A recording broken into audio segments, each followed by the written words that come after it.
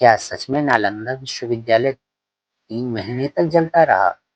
जानिए इसके विनाश की पूरी कहानी, पूरी सच्चाई। कल्पना कीजिए, एक ऐसा विश्वविद्यालय जहां दुनिया के अलग-अलग देशों से हजारों विद्यार्थी पढ़ने आते थे, जहां प्रवेश पाने के लिए कठिन परीक्षा देनी पड़ती थी, जहां 10,000 से अधिक छात्र और लगभग 2,000 आचार्य ज्ञान पाने के लिए साधना करते थे, जहां का विशाल पुस्तकालय प्राचीन दुनिया के सबसे बड़े पुस्तकालयों में गिना जाता था। लेकिन फिर एक दिन सब कुछ बदल गया। आखिर किसने नालंदा विश्वविद्यालय को नष्ट किया? क्या इससे वास्तव में बख्तियार खिलजी ने जलाया था, या क्या इसका पुस्तकालय महीनों तक जलता रहा? क्या ऐसा वाकई में हुआ, या फिर यह कहानी पूरी तरह सच नहीं है? आज हम जानेंगे इतिहास, पुरातत्व और उपलब्ध स्रोतों के माध्यम से इसकी पूरी कहानी। नालंदा विश्वविद्यालय की स्थापना 5वीं शताब्दी में गुप्त सम्राट कुमारगुप्त प्रथम के समय मानी जाती है। यह आज के बिहार में स्थित था। अगले लगभग 700 वर्ष तक यह केवल भारत ही नहीं, बल्कि पूरे एशिया का सबसे प्रतिष्ठित शिक्षा केंद्र बना रहा। यहाँ चीन, Korea, Japan, Tibet, Sri Lanka, Indonesia और मध्य एशिया से विद्यार्थी आते थे। यहाँ केवल बौद्ध धर्म ही नहीं, बल्कि गणित, खगोल शास्त्र, चिकित्सा, दर्शन, व्याकरण, अर्थशास्त्र और साहित्य भी पढ़ाया जाता। चीनी यात्री ने नालंदा में कई वर्षों तक अध्ययन किया।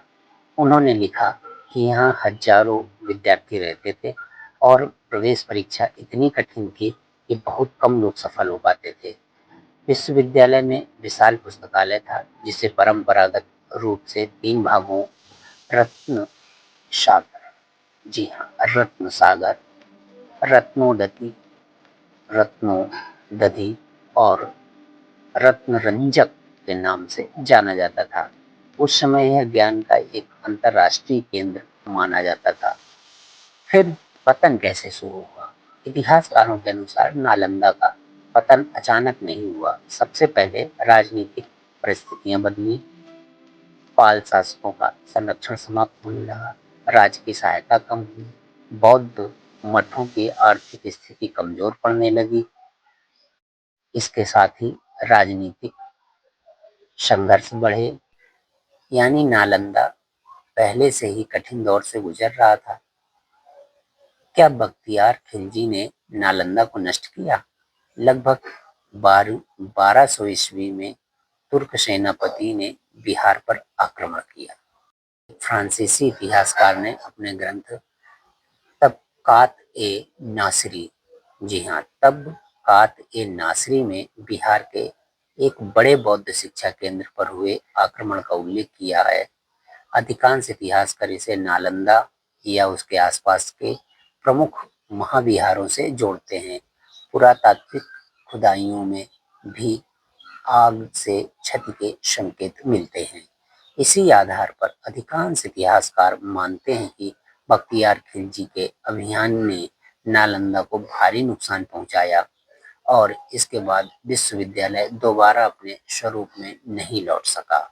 हालांकि यह भी ध्यान रखना जरूरी है कि कुछ आधुनिक इतिहासकारों का कहना है कि नालंदा पहले से कमजोर हो चुका था और उसका विनाश कई चरणों में हुआ। इसलिए यह कहना कि केवल एक ही घटना से सब कुछ समाप्त हो गया, इतिहास को अत्यधिक सरल बना देना होगा।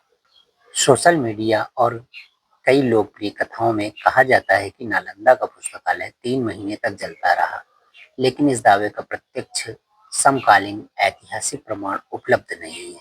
संभव है कि विशाल पुस्तक संग्रह के कारण आग लंबे समय तक रही हो, लेकिन 3 महीने तक लगातार जलने वाली बात को इतिहासकार प्रमाणिक तथ्य नहीं मानते हैं। इसलिए इसे एक लोकप्रिय परंपरा के रूप में देखना चाहिए, न कि स्थापित ऐतिहासिक तथ्य के रूप में। नालंदा का विनाश केवल एक विश्वविद्यालय का ही अंत नहीं था, यह उस युग के एक महान ज्ञान परंपरा को लगा गहरा आघात था। लेकिन नालंदा की विरासत समाप्त नहीं हुई। आज भी उसके खंडहर हमें यह याद दिलाते हैं कि भारत कभी विश्व का सबसे बड़ा ज्ञान केंद्र था और आज आधुनिक भारत उसी विरासत को आगे बढ़ाने का प्रयास कर रहा है। इतिहास हमें केवल अतीत नहीं बताता, बल्कि यह भी सिखाता है कि ज्ञान की रक्षा किसी भी सभ्यता की सबसे बड़ी जिम्मेदारी होती है। अगर आपको यह वीडियो पसंद आया हो तो इसे लाइक करें, अपने मित्रों के साथ साझा करें और ऐसे ही तथ्यपरक इतिहास जानने के लिए हमारे चैनल हमार दुनिया को सब्सक्राइब करना न भूलें। नमस्कार।